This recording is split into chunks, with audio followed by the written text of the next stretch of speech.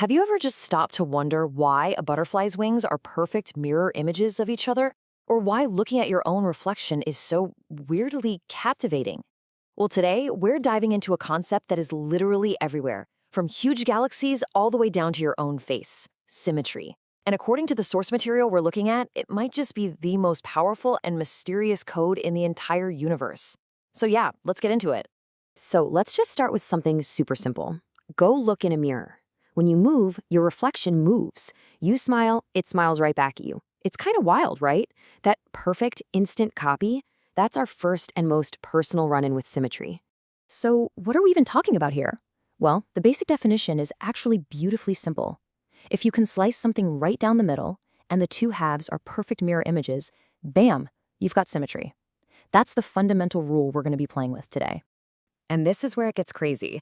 This rule isn't just for, simple shapes in a math book. It is absolutely everywhere. We're talking on a cosmic scale, in giant swirling galaxies, and on a microscopic scale, inside our own cells. It's in the weather, with tornadoes, in crystals, heck, even in the abstract world of numbers. It's a pattern that shows up everywhere you look. Okay, but if symmetry is the default setting for the universe, what happens when that pattern gets broken? According to our source, this is where our problems really start.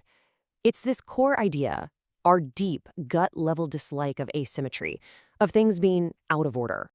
Let's start with a classic example, the Leaning Tower of Pisa. We've all seen pictures of it. It's famous, for sure. But doesn't it also make you feel a little weird? A little uneasy? Like something's just not quite right? The source asks, what's up with that? And the answer, according to the author, is blunt. It's because the tower has lost its symmetry. It's supposed to be straight up and down, but it's not. It has broken that rule of balance, and that break is exactly what makes us feel uncomfortable. It's disharmony you can see. All right, now hold on, because the author takes this principle to a much more extreme and, well, controversial place. They apply it to explain really complex and tragic world events. By posing this very provocative question, the source connects this idea of asymmetry directly to global conflict. The explanation offered here is that America's power created a kind of global imbalance, an unsymmetrical state with other nations. Now, just to be clear, this is a very specific viewpoint from the author, but it shows just how far they're willing to extend this idea of symmetry and balance. Okay, let's step back from the political and get a little more primal. What about the things that scare us in our nightmares? Monsters and demons. Why do they tap into such a deep, instinctual kind of fear? And again, the answer is startlingly simple. It's because they're asymmetrical. Think about it. Twisted limbs, mismatched eyes, a lopsided shape. The whole point of a monster is that it's a violation of nature's symmetry. The author suggests our fear is really a fear of that brokenness. So, if we're naturally repelled by things that are broken and asymmetrical, it makes sense that we're deeply, instinctively drawn to the opposite, right? Let's flip the script and explore why we have this built-in love for symmetry and the harmony it brings. This quote really just nails it. Symmetry isn't just a math concept. It's the very foundation of what we see as beautiful, as orderly, even as perfect. You could say it's the visual language of harmony itself. And we feel this all the time. The appeal of a symmetrical face, the simple joy you get from looking at a flower, the feeling of balance in a great sculpture or a piece of music. The author says all of this comes from our deep down appreciation for this perfect, harmonious order. So the whole idea is really presented here as a very stark choice. On one side, you have symmetry, which stands for perfection, harmony, things that last. And on the other side, you've got asymmetry, representing chaos, imperfection, and things that fall apart. The author sees these as the two basic states of existence. Now, here's where it gets really personal. This idea is even applied to our own minds.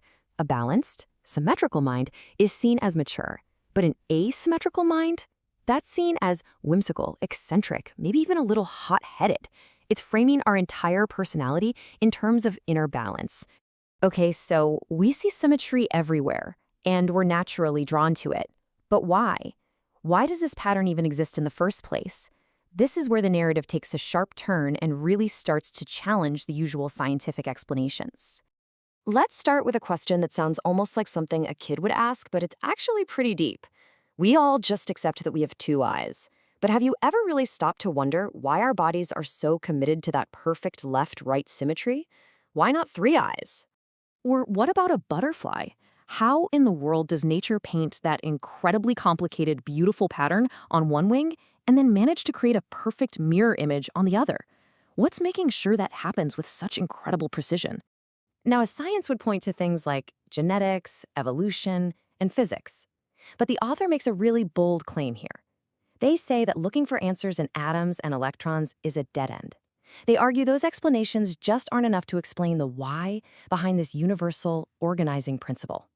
So, if science can't give us the full answer, what can? This leads us to the author's ultimate conclusion. The idea that there's some kind of hidden, conscious power out there that's responsible for creating and maintaining all this symmetry throughout the universe. And this power is defined simply as the force. Its job is basically to be a cosmic regulator, and symmetry is its main tool.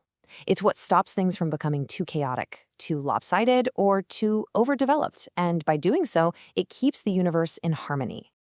And this brings us to the final, really introspective question. The author asks us to look inside ourselves. Is our natural love for symmetry and our dislike of chaos just a random biological quirk? Or is it a subconscious feeling that there's some kind of greater, controlling intelligence at work out there? And here it is, the final reveal.